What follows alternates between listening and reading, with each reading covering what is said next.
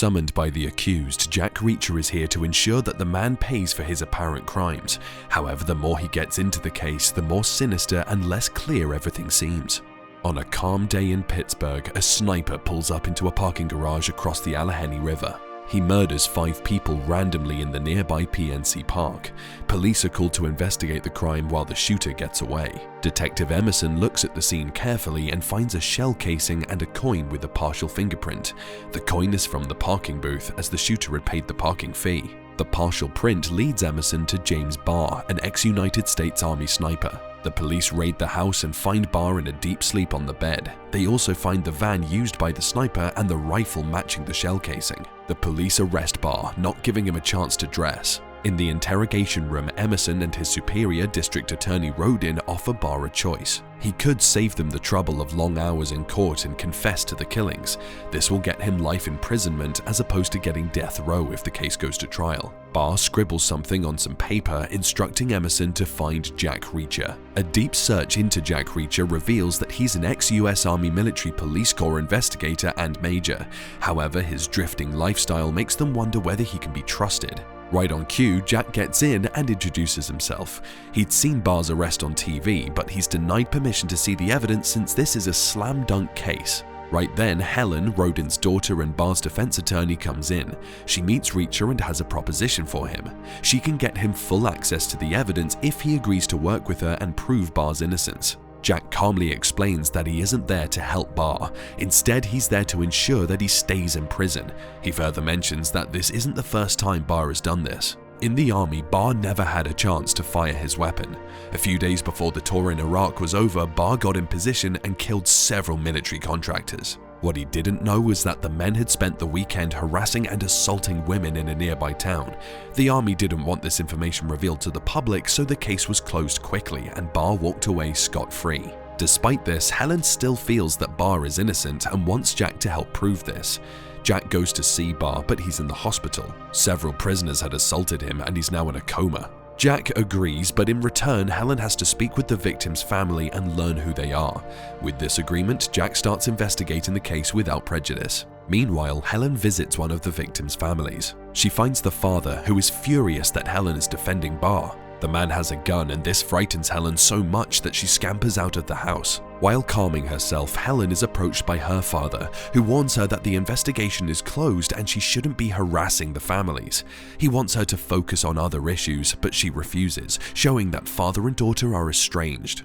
It turns out that the firm Helen is working for believes that the DA's office has been giving felons the harshest sentences.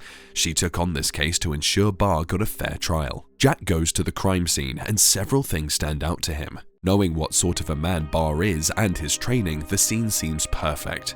Jack thinks that Barr would have stopped the van on the bridge and shot people in a perpendicular line. This way he could have done the crime and escaped quickly. Jack also doesn't understand why Barr would have paid the parking fee, and the whole scene seems as if the shooter wanted to be caught. This makes Jack come to a horrifying conclusion: Barr may be innocent. He goes to a local pub and is approached by a woman called Sandy.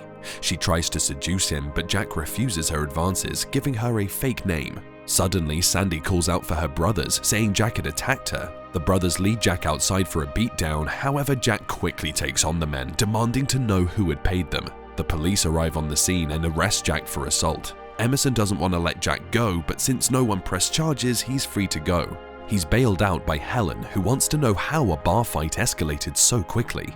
However, Jack explains some things he's found out so far. When he told Sandy his fake name, she was surprised, meaning she already knew who he was. He also explains that Sandy couldn't have had 5 brothers all at the club. The two go over the victims, suspecting that one was the main target and the others were eliminated to keep the hit protected. The first victim was an investment broker who had bought some flowers for his wife. There was a woman who had purchased baseball tickets, a teenage babysitter whose father Helen had initially visited, a construction company owner called Oline, and another woman. Jack learns more about Oline. She insists that her husband sell his construction company all the time. Sadly, the husband died and Oline couldn't sell the company. Jack suspects that someone needs the construction company and has arranged to have Oline killed. He asks Helen to dig into the local construction sites and find anything that can give them a clue. He also wants details on Barr's files. Elsewhere, a man, Linsky, drives into a tunnel. He meets with the actual killer, Charlie, and the brains of the operation, a Russian man called Zek. Zek is a survivor who ate his own fingers to survive in a Siberian prison and then cut the others off to avoid working in a mine. He wants Linsky to prove his loyalty by cutting his fingers and killing him when he refuses. Jack traces Sandy and questions her about the bar fight. She confesses that the lead man, Jeb, had instructed her to approach Jack. Jack asks for Jeb's location and goes to the house. He enters the house, not seeing Jeb's unresponsive mother call someone. Several thugs soon accost Jack. Sadly, they are all incapacitated, and Jack asks where Jeb is. The thugs don't think he skipped town, as Jeb is very fond of his mother. Jack suspects that Jeb was eliminated by the man who had given him the job. He calls Sandy, asking her to skip town for a few weeks until the investigation is done. Sandy's leaving her apartment when Charlie stops her. He claims they met when they were both drunk, and he's just moved into the building.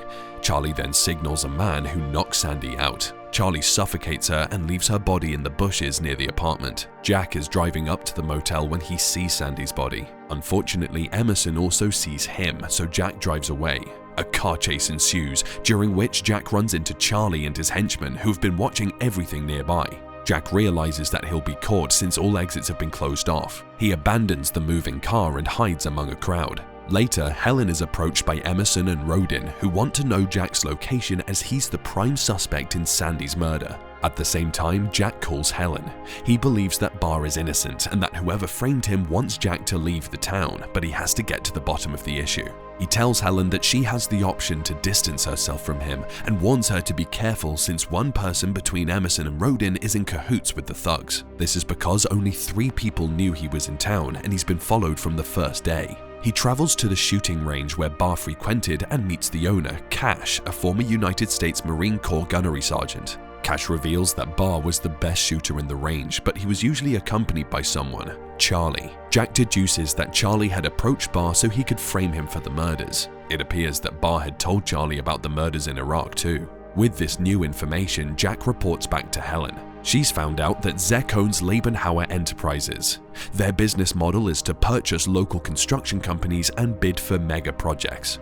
They always win and have been in business for 15 years, doing so in 12 cities.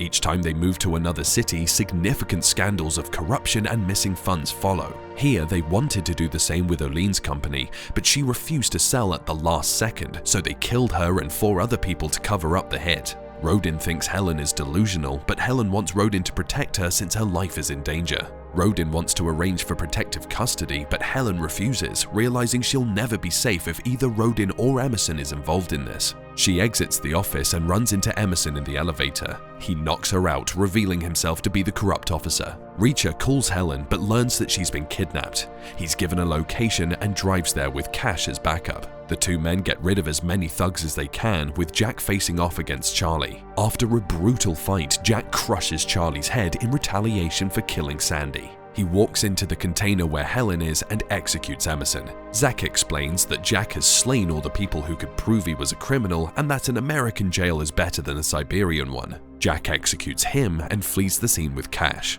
Later, Helen goes to see Barr in the hospital. He's woken from the coma but is suffering from amnesia. He's informed of the crimes and confesses that they're probably true. Helen wants to know how he would have done it, and she's pleased when she hears his plan matches the one that Jack thought of. Meanwhile, Jack is on a bus when he hears a man abuse a young woman. He gets up, ready to confront the man.